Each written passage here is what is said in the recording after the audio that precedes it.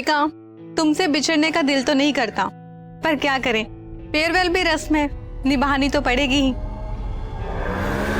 देविका, तुम इतनी अच्छी जॉब छोड़कर नोएडा शिफ्ट क्यों हो रही हो? मैं सिर्फ अपने बारे में नहीं सोच सकती ना आरती, मुझे अपनी पूरी फैमिली को साथ लेकर चलना पड़ता है। चलो कोई बात नहीं, हमसे दूर जा रही हो पर दिल से कभी दूर नहीं होगी। कभी भी मेरी जरूरत पड़े तो मुझे याद जरूर करना। पक्का।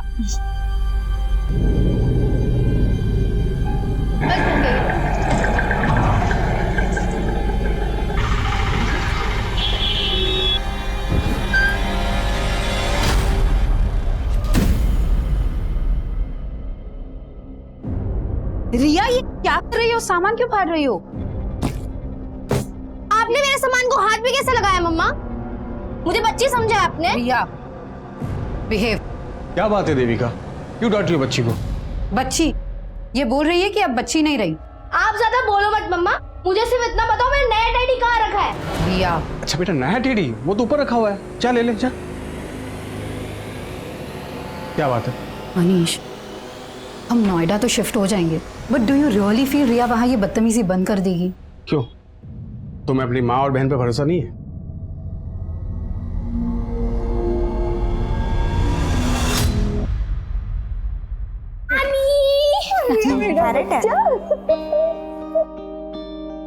कैसी हो माँ? खुश रहो, नमस्ते। खुश रहो, खुश रहो। वो ट्रक पीछे से आ रही है, 2 घंटे लेट है, वो डायरेक्ट अपने नए घर में जाएगी। अच्छा अच्छा, तब तक सामान निकालो। सामान निकालो। अंदर चल। अच्छा, पता है विद्या मौसी ने तो तेरे लिए स्कूल भी सेलेक्ट कर लिया है। नोएडा का बेस्ट स्कूल है। वाओ ग्रेट, विद्या मौसी इज द बेस्ट। और नानी मासी नहीं दिख रही, कब आएंगी? मार्केट गई है, आती ही होगी। ये अरे रिया, हाथ नहीं धोए तो कम से कम सेब धो लेती। Welcome everybody. आ गई विद्या मौसी,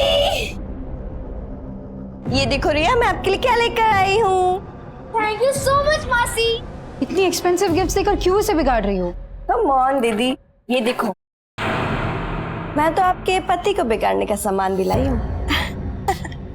दिस इज फॉर यू जीजा जी। अरे वाह, थैंक यू। कम ऑन दीदी, अब खुशी के मौके पर मुंह मत बनाओ। वैसे ही देखो, आपके लिए भी कुछ लाई हूँ।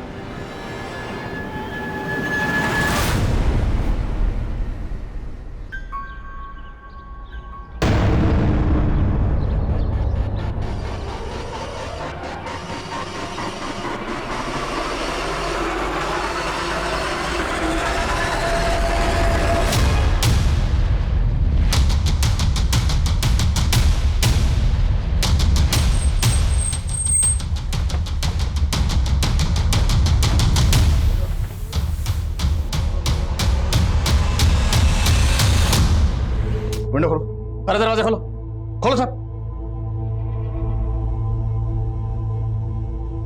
तो गैस सिलेंडर का नॉब तो ऑन है, शायद गैस खत्म होने की वजह से दोनों बॉडीज पूरी तरह से जल नहीं पाई। बहुत ही ब्रूटल मर्डर्स है, दोनों के हाथ पैर बांधे गए। जिसने भी इन दोनों को जलाया होगा उसके दिल में इन दोनों के लिए बहुत ही गहरी नफरत रही होगी। इतनी गहरी नफरत कि उस नफरत की आग में दोनों को जलाकर स्वाह कर दिया।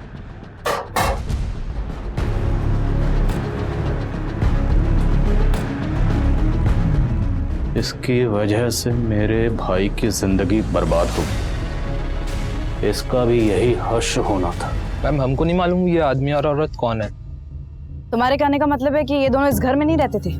मैम, ये घर तो सालों से बंद था। हम तो खुद हैरान है कि यहाँ लाशें कैसे पड़ी हैं।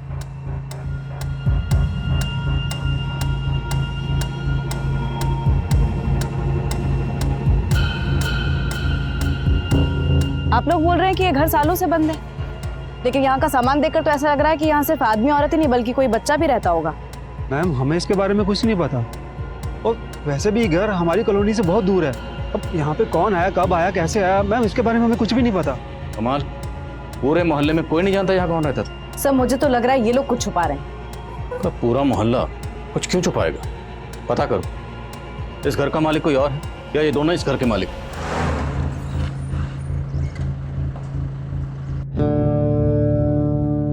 सभी थानों में इंफॉर्मेशन भेज दी गई। आओ। सर नरेश सहगल ब्रोकर है, इसी ने वो घर किराए पे दिलवाया था। किसे दिलवाया था? सर वो एक सिंगल मदर थी सर, अपने इन्फेंट बच्ची के साथ आई थी सर। उस सिंगल मदर का कुछ नाम तो होगा? नाम सर, हाँ देविका जायसवाल सर। मैडम एक नंबर प्रॉपर्टी है यहाँ, इतना शांत माहौल कहीं और नहीं मिलेगा इस इलाके में, और फिर बच्चे के सोने उठने में कोई दिक्कत नहीं होगी यहाँ। सर देविका को वो मकान देखते ही पसंद आ गया था सर, और सर 3 महीने से अपनी बच्ची के साथ वहाँ रहने भी लगी थी। और मोहल्ले वाले तो बोलने वहाँ कोई नहीं रहता था। रेंट एग्रीमेंट है तुम्हारे पास?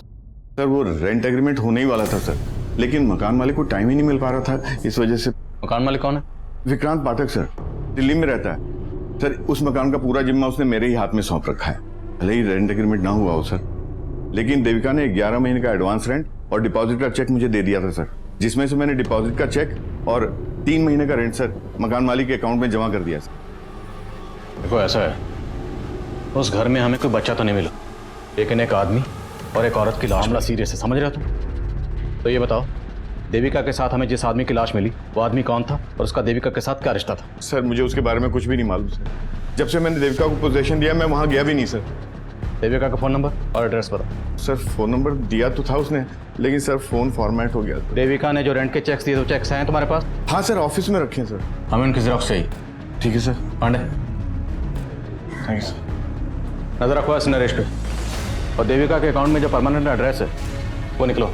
सर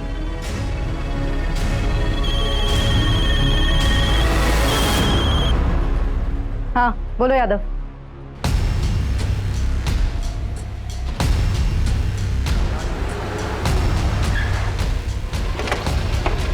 मैम ये केदार मिश्रा है, इसी इलाके का है। ये उस घर के बारे में कुछ बता रहा था जहाँ पे उस औरत और मर्द की लाशें मिली। मैम कुछ समय पहले जब मैं उस घर के पास से गुजर रहा था तो मैंने देखा कि उस घर के मालिक मिस्टर पाठक और कुछ लोग मिलकर उस घर के पीछे की तरफ गड्ढा खोदकर कुछ तो गाड़ रहे हैं। क्या गाड़ रहे? एक बड़ा सा मोटा सा बोरा था, उस बोरे में क्या था मुझे पता नहीं, लेकिन खून के धब्बे लगे हुए।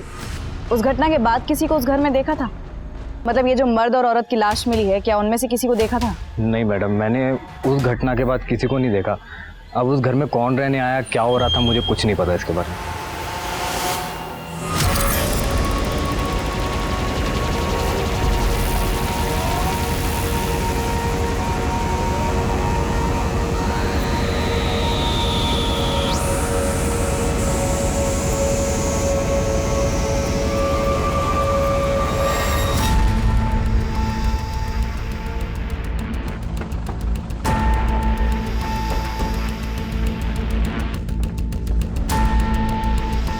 तो यही वो जगह है जहाँ केदार ने बोरे को गाड़ते हुए देखा था, लेकिन अभी तक कुछ मिला नहीं। तो ये केदार,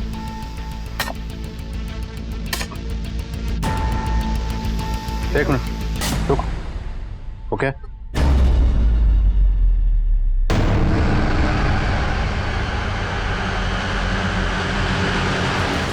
केदार, तूने तो कहा था या तूने मकान मालिक को बोरे में कुछ गाड़ते हुए देखा है। यहाँ से तो बच्चे की लाश मिली है। मैडम मैंने बहुत पहले देखा था। बोल, क्या पता है तुझे? मैं सच बता रहा हूँ। ऐसे नहीं बोला। यादव थाने लेकर जाओ, अच्छे से पूछताछ करो। नरेश ने बताया था कि उसने देविका को इस घर में एक बच्चे के साथ रहते हुए देखा था, और अब घर के पीछे ये बच्चे की लाश। तो लाश को देखकर लगता है जैसे इसे कल परसों दफनाया गया, क्योंकि लाश अभी सड़नी शुरू ही हुई है। सर केदार भी यही कह रहा है कि उसने मकान मालिक को यहाँ बोरे में कुछ गाड़ते हुए देखा था। ये चक्कर क्या है, कुछ समझ में नहीं आ रहा। इस चक्कर का जवाब मकान मालिक पाठक ही देगा। उठाओ उसे। उस घर का मालिक विक्रांत पाठक पुलिस के हाथ लगने से पहले ही फरार हो चुका था। विक्रांत पाठक मुझे जल्द से जल्द अंदर चाहिए। विक्रांत और नरेश, ये इन दोनों की मिलीभगत हो सकती है। नरेश पे भी नजर रखो। सर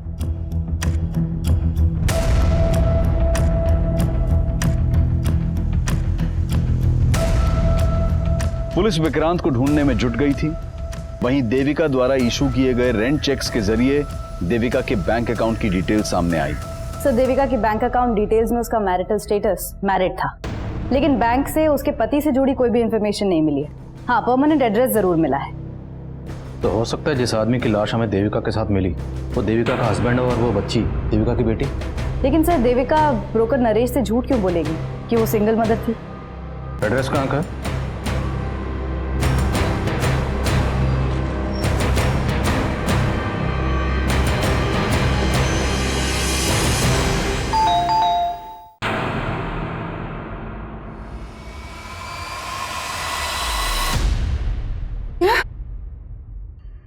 देविका की लाश? जी, सिर्फ देविका नहीं, उसके पति और बच्ची की लाश भी मिली। ये आप क्या कह रहे हो सर? कल रात ही तो मेरी बात हुई है देविका के पति और बेटी से, और वो लोग यही पास में ही रहते हैं। वो दोनों यहीं रहते हैं, तो देविका उस किराए के घर में क्यों रह रही थी? और वो बच्ची और आदमी कौन था जिसकी लाशें हमें मिली? मुझे ये सब नहीं मालूम।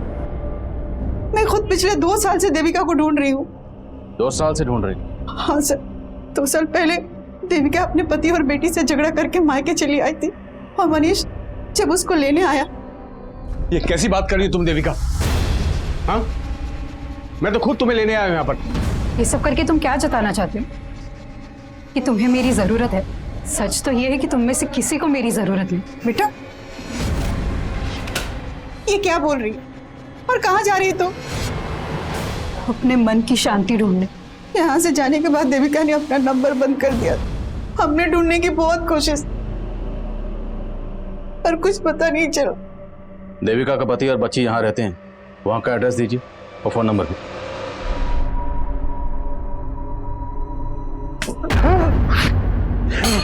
क्या बात है? आप यहाँ पर आराम से सो रहे हो और वहाँ मम्मा, आप मम्मा को वापस कब लेकर आ रहे हो? बेटा वो अब नहीं आएगी यहाँ। बताओ मम्मा क्यों नहीं आएगी? बताओ पापा, मम्मा वापस क्यों नहीं आएगी? शट अप यार। कब यहाँ पर थी, तब तो उसकी परवाह नहीं की तुमने। अब मम्मी मम्मी करके मेरा कान खाती रहती है। जा अंदर जा, जा।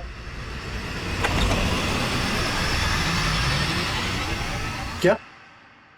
देविका की लाश? बहुत ही गहरी नफरत निकाली गई। देविका के हाथ पैर बांधकर उसे चूल्हे पर जलाया। वो आदमी और वो बच्ची, ये दोनों कौन हो सकते हैं? सर, मुझे कुछ नहीं मालूम। मैं तो 2 साल से नहीं मिला देविका से। लेकिन ऐसा क्या हुआ था जो देविका आपको तो छोड़कर गई, लेकिन अपनी बच्ची को भी छोड़ गई? सर, दोष मेरा ही है। मैंने गलती ऐसी की थी कि जो देविका मुझे कभी माफ नहीं कर पाई। ये तुम्हारी ब्लेजर से निकले हैं जो तुम परसों अपने आउटडोर ट्रिप पे पहन के गए थे, कॉन्डम्स।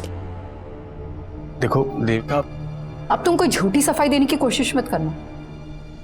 मैंने तुम्हारे लिए अच्छी जॉब छोड़ी, यहाँ का छोटी सी नौकरी कर रहे, और यहाँ तुम अय्याशियां कर रहे हो।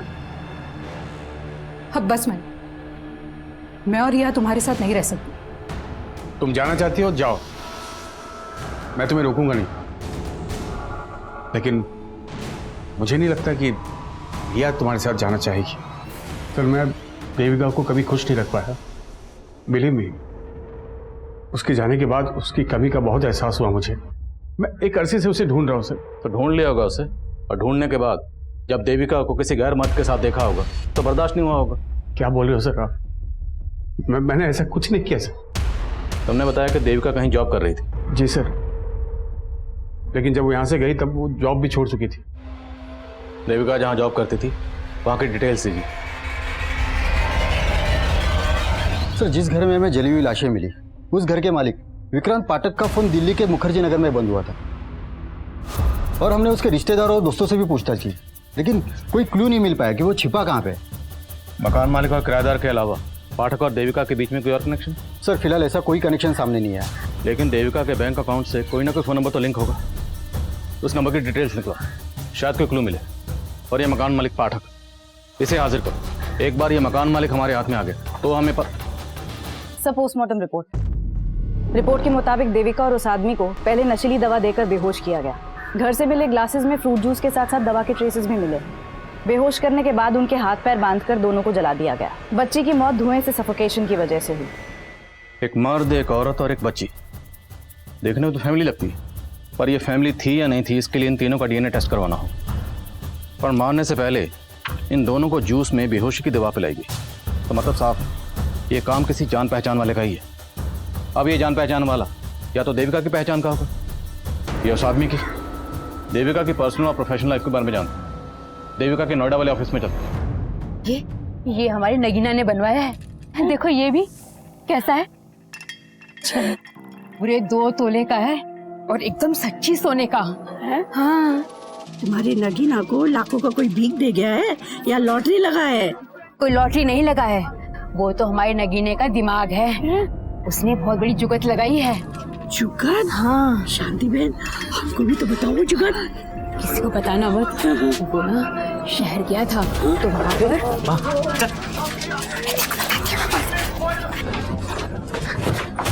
ये क्या बेवकूफी कर रही है? किसी को पता चल गया तो कितना बड़ा आफत आ जाएगा, तेरे को मालूम है क्या? अरे तू ही तो बोला था कि आफत उसको आएगा जिसने तुझको इतना पैसा दिया। जरा उठा उठा के ना तेरे दिमाग में कचरा ही भर गया है माँ। भी अपना मुंह बंद रख, समझी? जो मैं बोलता हूँ वही कर।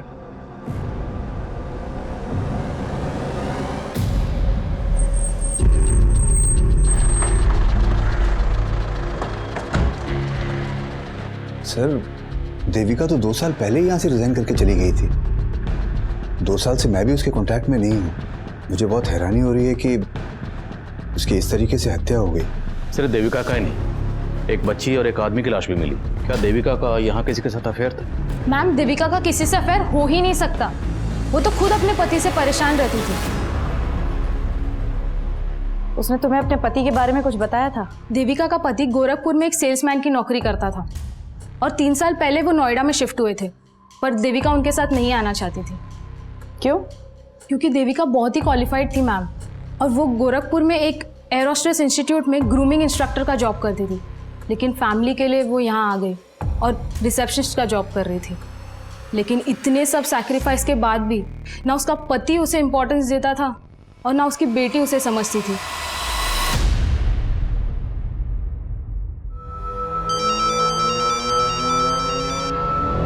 सर उस घर के मालिक विक्रांत पाठक के उसके एक वर्कर के घर में छिपे होने की लीड मिली है।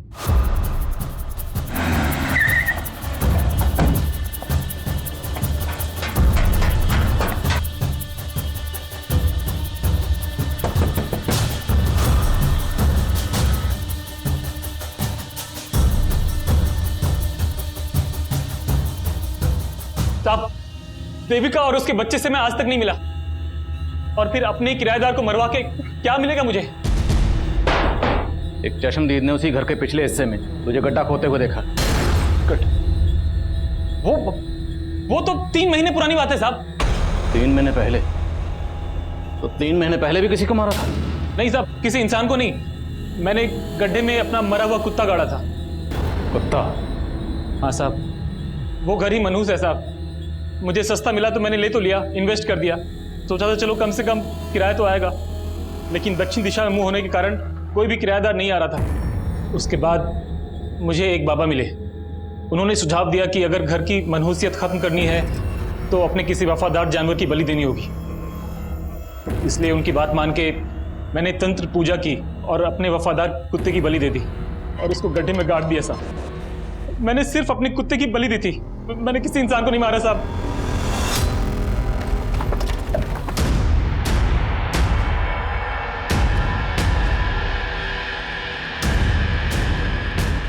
सर मैंने यहीं पे गाड़ा था।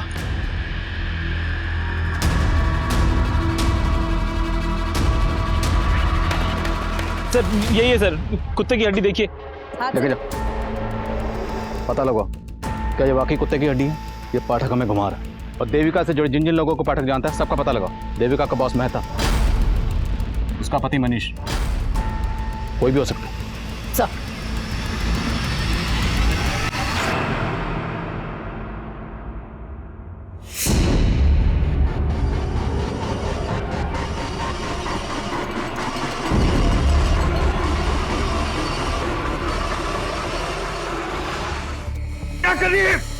क्या कर रही तू? आपने मारा ना मेरी मम्मी को, इसलिए उस दिन बोल रहे थे ना कि मम्मा वापस नहीं आएगी। तू? आपको मैं छोड़ूंगी नहीं। आपके सामने आपको एक्सपोज कर दूंगी। खोलो पापा, यार अकेला। यहीं अंदर पड़ी रह तू। चुप कर, एकदम चुप चुप।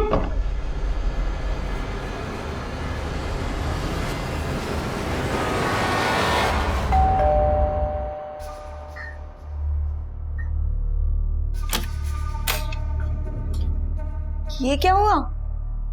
खोलो पापा। और ये रिया क्यों चिल्ला रही है? क्या बताओ विद्या? तुम परेशान मत हो, मैं हैंडल करती हूँ। रिया? सर देविका के बैंक अकाउंट से जो नंबर लिंक था ये उसके कॉल डिटेल्स है। इसमें कई सारे नंबर शो कर रहे हैं, मैं एक एक नंबर कॉल करके देख रहा हूँ। इसमें से उन नंबर पर फोकस करो जिनसे देविका की ज्यादा बात होती थी। और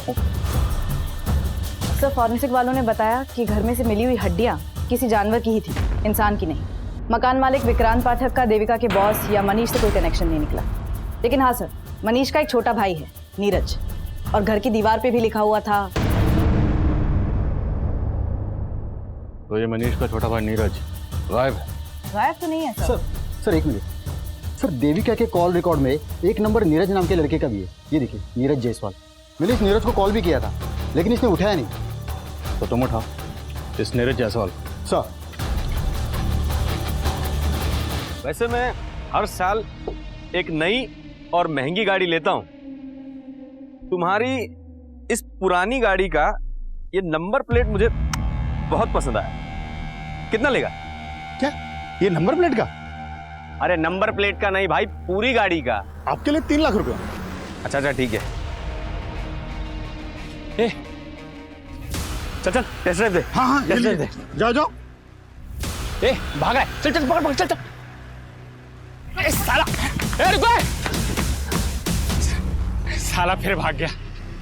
इस बार हाथ लगाना, साले की सारी रईसी निकाल दूंगा। आओ, मनीष के छोटे भाई नीरज नहीं, अपनी भाभी को बेहोश किया, हाथ पैर बांधे और फिर जलाकर मार दिया। उसके बाद दीवार पर लिख कर गया। सर मैंने कुछ नहीं लिखा सर, लिखा तो उन्होंने मेरी किस्मत में कि मैं उनका भाई हूं। किसने? तेरे भाई ने? ये सब तेरे भाई मनीष ने किया? कर भी सकता है सर, उन्हें सिर्फ भाभी से नहीं मुझसे भी प्रॉब्लम थी, सिर्फ इसलिए क्योंकि मैं भाभी की बात समझता था। तंग आ गई थी भाभी मेरे भाई से। सर मैं तो कहता था भाभी से कि भाभी अगर ऐसा है तो आप छोड़ क्यों नहीं देती उन्हें, आप क्यों सह रही हो ये सब? प्रॉब्लम सिर्फ मनीष में नहीं है नीरज, प्रॉब्लम मेरी बहन में भी है। मैं सिर्फ और सिर्फ रिया के लिए रुकी हूँ। जब वो मुझे समझने लग जाएगी, मैं उसे लेके हमेशा के लिए चली जाऊंगी। लेकिन सर रिया को विद्या ने अपने फेवर में कर रखा था पूरी तरीके से। वो विद्या और मेरा भाई मनीष, उन दोनों ने मजबूर किया मेरी भाभी को, और इसलिए उन्होंने अपनी बेटी को छोड़ा सर। तब तो तू ये भी जानता होगा कि देविका कहाँ रहती थी? उन्होंने अपना नया नंबर मुझे दिया था, इसलिए कभी कभी मेरी बात हो जाती थी उनसे। लेकिन सर भाभी ने मुझे कभी नहीं बताया कि वो कहाँ रह रही थी। कभी कभी बात होती थी तो बातों में ये तो बताया होगा तेरी भाभी ने कि वो आदमी कौन था जिसके साथ वो रह रही थी। सर मुझे कुछ नहीं पता इस बारे में सर, और सर आप मुझ पे शक करके गलती कर रहे हैं। ये सब मेरा भाई मनीष और वो भाभी की छोटी बहन विद्या, ये उन दोनों का रचा वो पूरा प्लान है सर। भाभी के जाते उन दोनों ने शादी भी कर ली थी। साली रहती तो अच्छा था। साली जब घरवाली बनती है यही कांड होते हैं। तो तुम क्या चाहते थे? बिना किसी रिश्ते के सोती रहती तुम्हारे साथ? तो अब रिश्ता जोड़ा है तो भुगत। कहती थी रिया की मां बनूंगी तो सब कुछ संभाल लूंगी। क्या खाक संभाला तुमने? हमारे सर भी फोड़ रही है और किस्मत भी।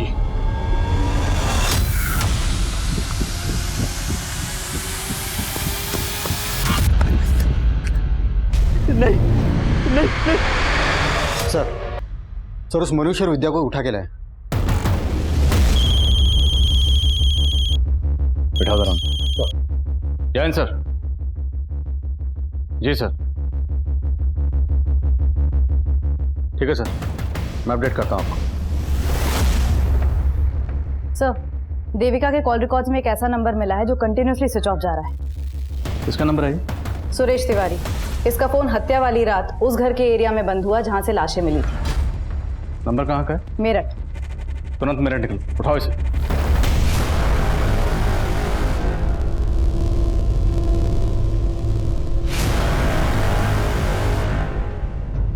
नहीं सुरेश जी छोड़िए उसको। नहीं हर्षा, हमारे पास अभी कोई चारा नहीं बचा हर्षा।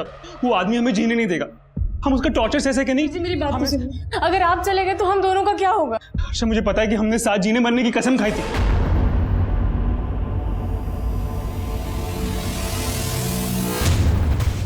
सर आप ऐसे कैसे हमें उठा कर ले आए? जैसे तू लेकर आया अपनी साली को अपनी जिंदगी में। जीजा साली से बन गए मियां बीवी। फिर आखिर ऐसा क्या हुआ कि नौबत एक दूसरे का सर फोड़ने तक आ गई?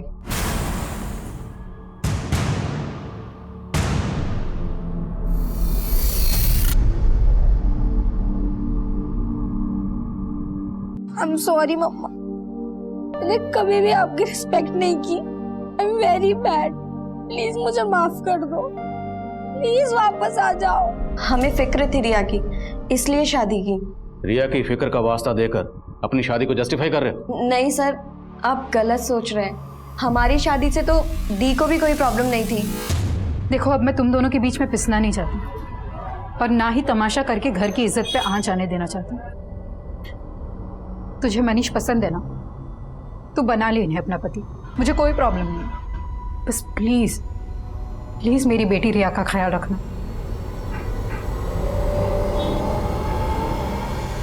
और अचानक से खुद से कहीं चली गई? अचानक से चली गई या तुम दोनों ने इसे जाने के लिए मजबूर कर दी? सर, हम मानते हैं कि हमसे भूल जरूर हुई है, और इस आदमी से शादी करके तो मैं भी दीदी की तरह पछता रही हूँ। क्या? पर पछता तो मैं रहा हूं सर इससे शादी करके, और रिया भी तुम्हें मां बना के कभी खुश नहीं रही, इसने हम सबकी जिंदगी बर्बाद कर दी सर। जिंदगी तो तुमने हमारी बर्बाद की। चुप! जिस कांड के बारे में पूछ रहा हूं ना, उसके बारे में बात करो। कैसा कांड सर? मैंने कोई कांड नहीं किया सर, मैं तो रिया की खुशी के लिए जेन्युइनली देविका को ढूंढ रहा था। तुम देविका को ढूंढ रहे थे और तुम्हारा छोटा भाई नीरज और लगातार देविका के टच में था। क्या? तेरी नौटंकी तेरे घर पे देख चुका हूं। बोल, तेरी बीवी देविका के साथ जो आदमी रहता था वो कौन था, और वो बच्ची कौन थी जिसकी लाश हमें मिली? उन दोनों का देविका के साथ क्या ताल्लुक था? क्यों मारा उन दोनों को? क्या आदमी, कौन आदमी, आप क्या बोल रहे सर? मैं किसी आदमी को नहीं जानता, और मुझे तो अभी मालूम पड़ा कि मेरा भाई नीरज देविका के टच में था। हाँ सर, ये सच बोल रहे हैं, हम लोगों को इस बारे में कुछ नहीं मालूम था।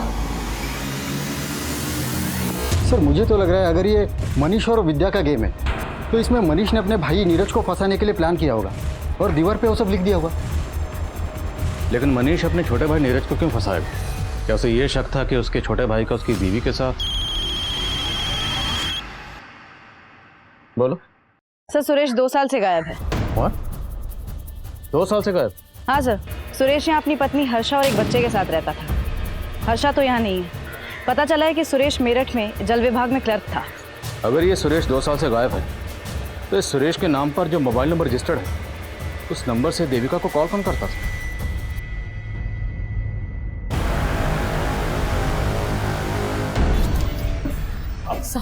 आप फिर से आ गए? आपसे बोला ना जैसे ही आपके पति का पता चलेगा आपको बुला लेंगे। वो शायद नहीं मिलेंगे साहब, उन्होंने आत्महत्या कर ली होगी। क्या? तुम तो पहले बोल रही थी सुरेश लापता है, अब बोल रही उसने आत्महत्या कर लिया। ये लगा के रखा तुमने? साहब, एक बात हम आपको पहले बताए नहीं थे। 2 साल पहले ऐसे ही अपने बॉस से तंग आकर उन्होंने आत्महत्या करने की कोशिश की। नहीं देखिए, आप ऐसा नहीं कर सकते। अगर आपका बॉस आपको तंग करता है तो आप उसकी शिकायत अपने बड़े अफसर से कीजिए। क्यों आप हमको अनाथ करके जाना चाहते हैं? हमारी बात कोई नहीं सुनेगा हर्षा, हमारे बॉस ने सबको अपने खिलाफ कर दिया। कौन बॉस? वो विनायक मिश्रा।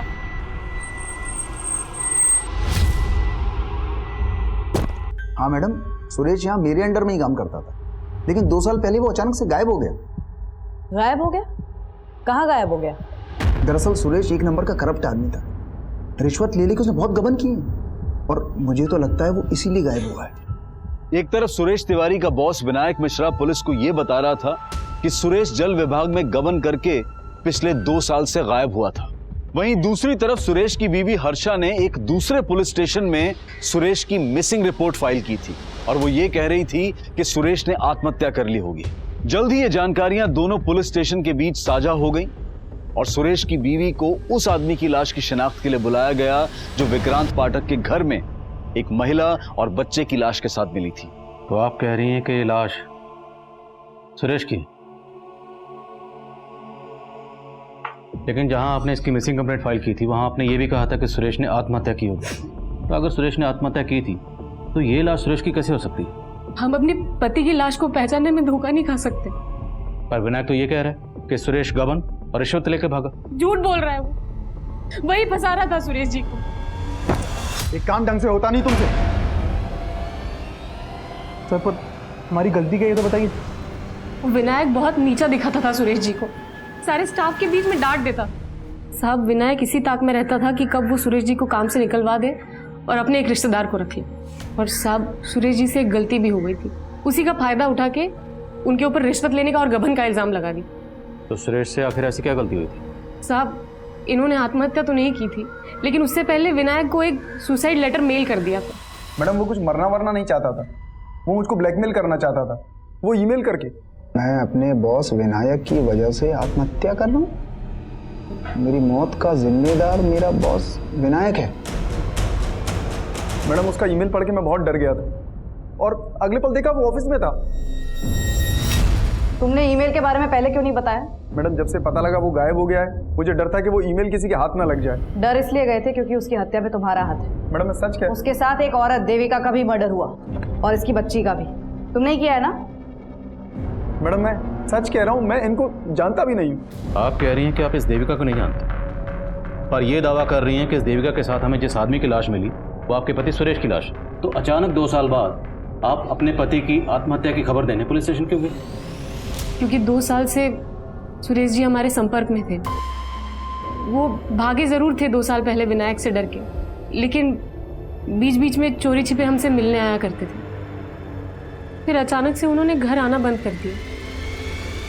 उन्होंने जो नया नंबर लिया था वो भी बंद आने लगा। बस इतना पता था कि वो यहाँ शहर में कहीं रहते हैं, तो इसलिए उन्हें ढूंढने आ गए। और जब वो नहीं मिले तो उनकी मिसिंग कंप्लेंट लिखा दी हमने। आपके सुरेश जी ने शायद घर आना इसलिए बंद कर दिया होगा क्योंकि सुरेश ने दूसरा घर बसा लिया था इस देविका के साथ। क्या बात कर रहे हैं साहब आप? वो सपने में भी हमें धोखा देने की नहीं सोच सकते।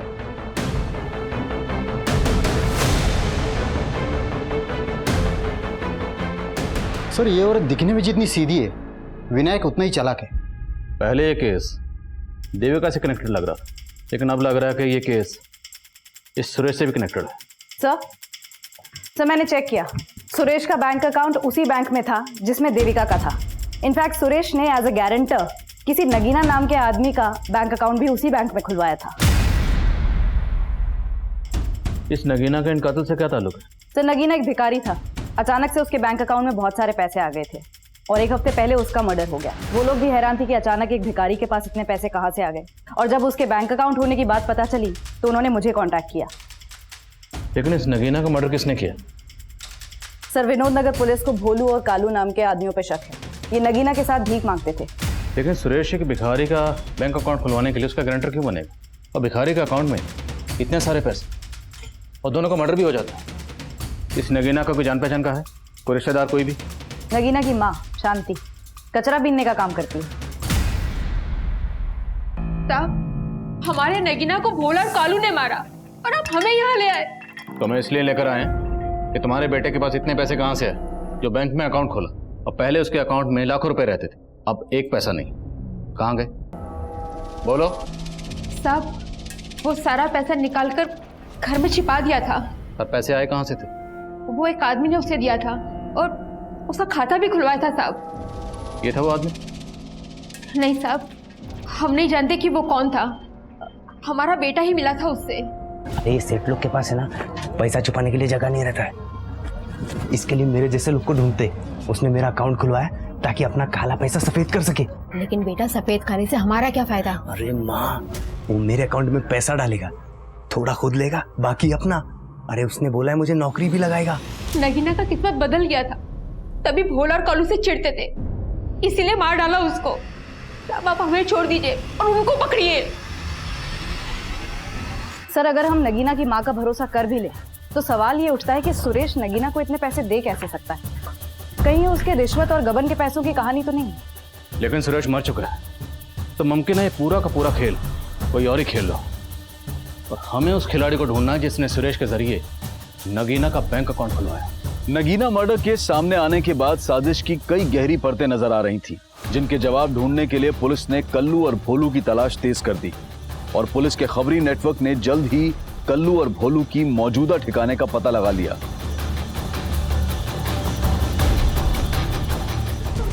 तब हमने नगीना को पैसों के लालच में नहीं मारा, वो कभी ना लाली को अपने साथ लेके चला गया। लाली? कौन लाली? तब मेरी दोस्त, हम सब साथ में भीख मांगा करते थे। एक दिन नगीना वहां आया और लाली को पैसों का टसन दिखाने लगा। साहब लाली को उसने हमसे छीन लिया था और पूछने पे भी नहीं बताता था कि वो कहाँ है। लाली कहाँ है बे? बोल। अरे कितनी बार बोलूं, मुझे नहीं पता। साले बता, नहीं तो यहीं काट दूंगा। बता बता। रुक, रुक। साले, रुक। ये भी। लाली का पता चला? नहीं साहब। देखो अगर माँ करो जरा धुलाई। सर, घर से जो 2 जली हुई लाशें मिली और घर के पीछे से जो बच्ची की लाश मिली है, इन तीनों की डीएनए रिपोर्ट्स आ गई हैं। बहुत ही चौंकाने वाली रिपोर्ट्स हैं।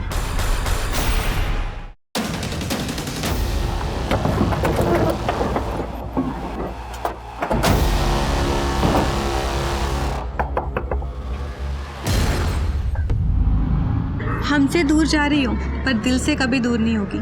कभी भी मेरी जरूरत पड़े तो मुझे याद जरूर करना। अरे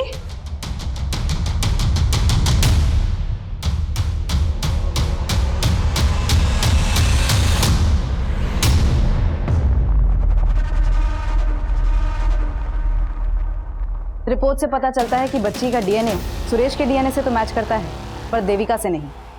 इसका मतलब वो डेड बॉडी देविका की नहीं है। मतलब ये सारा का सारा गेम देविका। नजरें मत झुकाओ, जो किया वो क्यों किया ये बताओ। मैं तो बस शांति की जिंदगी जीना चाहती थी, पति और बेटी का प्यार चाहती थी, लेकिन किसी ने मुझे नहीं समझा। मैं सबसे तंग आकर चली गई थी। कोई अच्छी सी नौकरी ढूंढ कर सेल्फ डिपेंडेंट बनना चाहती थी। और फिर एक दिन जॉब ढूंढते ढूंढते मेरी मुलाकात सुरेश से हुई। हम अच्छे दोस्त बन गए, साथ रहने लगे। लेकिन इसके बारे में मैंने अपने घर वाले से कुछ नहीं कहा। और तुम्हारा देवर नीरज, वो तो लगातार तुम्हारे टच में था। मैं उसके कांटेक्ट में थी, लेकिन सिर्फ इसलिए क्योंकि मैं जानना चाहती थी कि वहां क्या हो रहा था। और जब पता चला कि मनीष ने सच में विद्या से शादी कर ली, तो मैंने भी सुरेश से शादी कर ली। मैं एयर हॉस्टेसेस को ग्रूमिंग करने के लिए ऑनलाइन टीचिंग का जॉब कर रही थी। अच्छे खासे पैसे भी कमा लेती थी। लेकिन सुरेश कुछ नहीं कर पा रहा था। उल्टा वो तो मुझसे पैसे लेकर अपनी बीवी को भेजता था। इसलिए उसे छोड़कर अपनी बेटी के साथ उस घर में रहने चली गई। लेकिन वो मुझे ढूंढता हुआ वहां भी आ गया और कहने लगा, देविका, ये बेटी मेरी भी है। ये हमारे प्यार की निशानी है देविका। और मैं उस हर्षा से नहीं, मैं सिर्फ तुमसे प्यार करता हूँ। तुम ये सोचो कि मैंने उस हर्षा को छोड़ दिया है। मैंने फिर सुरेश को एक मौका दिया, लेकिन अभी भी उसकी नीयत मेरी कमाई पर ही थी। तुम टेंशन मत लो हर्षा, मैंने सब सेट कर दिया। बस कुछ ही दिनों की बात है, फिर हम वापस साथ रहेंगे। मुझे शक होने लगा कि वो मेरे साथ बहुत बड़ा गेम खेल रहा है। और उस दिन से मैंने उस पर नजर रखना शुरू किया। फिर एक दिन मैंने उसको एक भिखारी के साथ देखा। उसका हूबहू हुलिया अपने जैसा बनवा दिया। मैं उसका सारा प्लान समझ गई थी। वो उस भिखारी को मार के ये साबित करना चाहता था कि वो मेरे साथ मारा गया। सुरेश नगीना को मारना चाहता था? जी सर, पर मैंने उसका ही प्लान उस पर उल्टा चल दिया। फिर मैंने नगीना को पैसे का लालच देकर अपनी कदकाठी की लड़की का इंतजाम करने के लिए कहा। और नगीना भिखारन लाली को तुम्हारे पास लेकर आया। जी, आपने अपना नाम नहीं बताया? जी, मेरा नाम लालिमा है। अच्छा, तुम नहीं ले रही हो? नहीं, मैंने अभी खाना खाया। लालिमा पियो ना।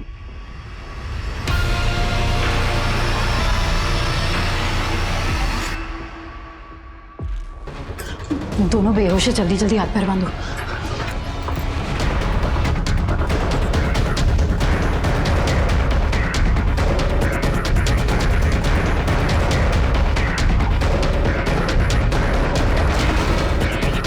हमने उन्हें तो मार दिया, लेकिन मुझे नहीं पता था कि उस धुएं में मेरी बेटी। सब मैं अपनी बेटी को नहीं मारना चाहती थी, लेकिन वो। पर तुमने दीवार पर वो सब क्यों लिखा था? मुझे नीरज से पहले कभी कोई शिकायत नहीं थी, लेकिन जानती थी कि जब आप मनीष के भाई तक पहुंचेंगे तो आपको लगेगा कि ये मनीष की ही चाल है। और मैं मनीष को फंसाना चाहती थी, उसे बर्बाद करना चाहती थी। आज सिर्फ और सिर्फ उसी की वजह से मेरी जिंदगी बर्बाद हो गई। तुम्हारी जिंदगी खुद तुम्हारी वजह से बर्बाद हुई।